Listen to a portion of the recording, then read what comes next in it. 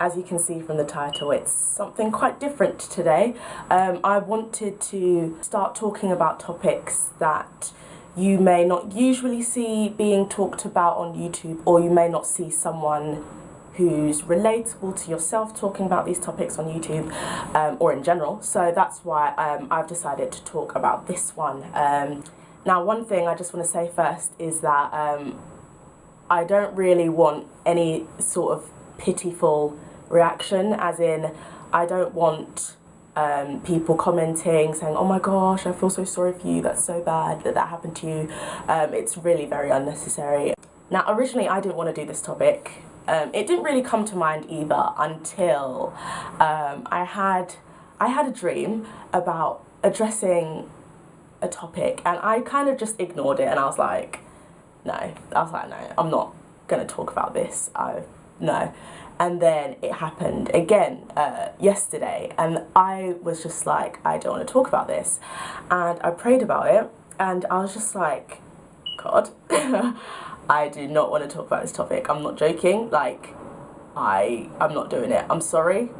I don't want to do it. And I think the funny thing is that the first time I could ignore it, the second time it was quite obvious that I had to talk about a few things, and probably maybe there's someone out there who can relate to this, who can understand this, or who's going to be affected by this in a positive way, hopefully. Basically, the beginning of the story starts when I was about 6 or 7, and I don't really want to go into it too much in this video. I probably will later on in time. I was abused, and it was I don't even know how to say this. It was a distant friend of the family. Very distant friend of the family. So that happened at that time, and it went on for about 3 or 4 years, and I mean, I was very used to the fact that it happened. I wasn't very resentful. I was just, this happened. But because of the nature of the abuse, because of that, after a while, as a child, you stop thinking it's abuse, and you start thinking that it's normal, or it's some sort of, I wouldn't say friendship, but it's some sort of connection that you and this other person have, when in reality the person is actually just using you for their own personal gain. But as a child, you don't see that. So that happened, and but yes, so that happened, and I'm trying not to be too somber, because that's just so not me. But yes, so that happened, and so because I didn't see it as abuse, obviously, at that time, that affected the way things happened for the rest of my life until I was about 21. When I was about 10 and it ended, and we moved as well, as in my family moved, so by this point I had developed a sort of need to obviously, being used to being sexual or physical in some sort of way. I developed a normality to it, and in some sort of sense, in some really messed up way, I did actually miss. I actually missed it, and I didn't really know what was wrong with me.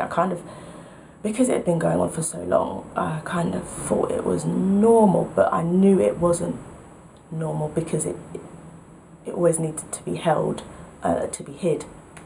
Because while it was going on, when I was that age, doors were locked. So from 10 onwards, this is not fun. Okay. From 10 onwards, I developed kind of need to be physical in some sort of way, and Obviously at this time I was on my own. And it's strange because it's usually puberty that people say that you start developing, sexual urges and stuff. But for me, obviously, because of the exposure early on, it happened quicker. And so I started very young, probably about 9. I don't like this. So about from 9 years old, I started masturbating quite often. Masturbating quite often, probably actually around that time, like once every couple of weeks or once a month, and then it would stop. And when I would feel depressed or when something bad was going on in the home, it would start again and be more frequent. And every time I did it, I felt like I just felt really dirty, and I felt like, obviously being in a Christian home, I literally felt like God was looking at me and I was going to hell, and he thought that I was a sinner and disgusting. I would do it again and again, and it was just like a cycle. It would just follow, and every time I'd say not again, and it would happen again. So then when I was about 15 or 16, I started watching porn much more regularly. And this time it didn't shock me as much. And the thing about porn is that it works on desensitizing. So the first time you watch it, it's really graphic, or it's really shocking, or it really fulfills the urges that you've got. It fulfills the pleasures that you've got or that you want to feel. And then the second time you watch the same video perhaps or whatever, you don't feel that much again because you're desensitized to it. And then the third time it's almost not as good as the first time you felt that pleasure.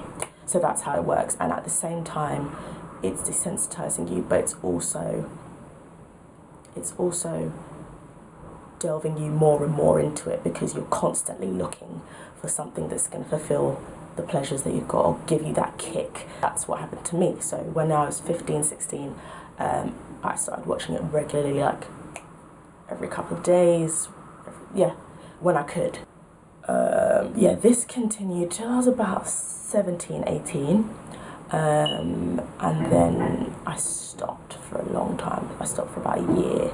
Quite happy at that time, and I was kind of seeing someone, and I didn't feel that I had to do what I was doing. Yeah, actually, I think that was the one time I didn't actually feel odd. Yeah, so then after that, when I came to university and I was single and I was on my own, and I wasn't seeing anyone or anything. Yeah, so I was in a strange limbo at that time, between being a complete rebel and still holding on to some values I had at home. So when I was 18, that's when it literally from there it just started to just go downhill. That's when, I was watching porn once a week, and then it would increase to twice a week. By the time I was 21, it was almost like every day, twice a day, 3 times a day. If I wasn't doing anything, it would be all the time. And by that point, it's all you can really think about. And when you see people, you don't even see people anymore, like regardless of sex, as in gender. When you see people, you don't really see them as people, you see them as sex objects, and you see it, and like the simplest thing can set you off. Like literally just seeing a guy take his shirt off, or seeing a girl button down her blouse can literally just set you off and think, I need to do it again, I need to watch it again. You just start to think all these things, and because you've been seeing it in porn, you can now enact it in your head, and you can have a fantasy, and you can imagine yourself doing this. By the time I was 21, I don't know if anyone's seen the poem "I Will Wait for Him." She says this thing of I was a virgin in the physical, but in the mental you're something completely different. And that was basically me. I I was done. I was really done, and luckily that was the point that I got saved. And I remember someone telling me Jesus wants to have a personal relationship with you, and me looking at the person like, me, I'm disgusting. Like, I've done awful things. I would never think that God would want to have a relationship with me, but here we are. 2 years later, a year later, a year and a half later, and literally everything changed. From the day I was saved, I never touched porn again, and I never really thought it had a hold on me until probably like right now, talking about it and how sex literally, I feel like in a sense it stole some of my life away. It's like you become a slave to it. So yeah, after I was saved, everything changed, and I felt so clean, and I didn't feel disgusting and dirty and a freak. By the time I was 21, I was a bit more, I was a bit more forgiving of what had happened to me, obviously. And every time, there was a point where I had told a friend, and she literally did not care. She literally didn't care. Then I thought to myself, is this maybe what I went through is normal? Maybe I'm thinking it was more than it was. Maybe I'm exaggerating. Maybe I need to get a grip. That happens to a lot of people who have been abused, and when they start to think that it's normal, and that's the beginning of the end, because that's when they shut up, and that's when they stop saying this is wrong, and they say, yeah, this is okay. If something's normal, then it's acceptable, right? I just remember since then always feeling so angry, because I was just like, this happened to me. Like, I want somebody to tell me that that was a crap experience. I just felt like nobody really cared, and everyone would just concentrate on other people who had been through things, and I was just like, I just want someone to listen to me. I just want someone to be like, I'm so sorry, okay, I'm listening, I'm here. I just wanted that, and I never got that until I had some amazing friends who, like one friend who, I can't say her name, but she's just awesome.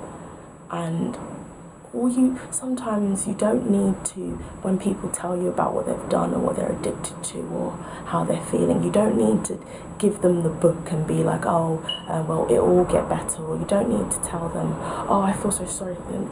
Sometimes you just have to listen to them. Sometimes you just have to be like, okay, I'm sorry you went through that, but I'm here now, and because I'm here, it's not going to be the same as before, because now you've got 2 people on your back, you've got 3 people on your back, you've got 4 people who've got your back, you've got a support system. Now, I'm not saying that, everybody out there who's got an addiction should just give their lives to Christ and change. I'm not about that life, and I hope people who watch me know I'm not about that life. I've never been a pretty girl Christian. I've never been someone who walks around condemning relaxed hair or condemning people who wear mini skirts. I'm not that person, and I refuse to be that person. I'm on the other person's side. I'm on the side of the person who, sleeps with loads of guys and goes out clubbing and drinks all the time and takes drugs, because that person's got a story, and that person just wants to be listened to, and that person probably has a lot to teach me. And sometimes us as Christians, we need to shut up and humble ourselves and listen to what people are telling us. And remember as well that once upon a time we weren't so perfect. Once upon a time we weren't so white and clean. Once upon a time we were going through exactly the same stuff as everyone else. I'm not saying, that I have the solutions. I'm not saying, that you should follow my example and just forget everything you're doing. But I'm just saying that this is what happened to me. This is what really changed my life, and I hope that people who aren't Christians, who aren't the same as me, can see me as someone who's their friend, can see me as someone who I'm the same as you. I had a lot to learn from doing this video, more than anyone else. I had so much to learn from talking about this. I think the lesson behind this video is just to listen. Just to listen to what people are telling you, not to quickly find a solution to it. Just just listen. And I also think people who've been through a similar situation as me should have more faith in people, and don't just assume that everyone's not going to care or they're not going to treat you how you should be treated.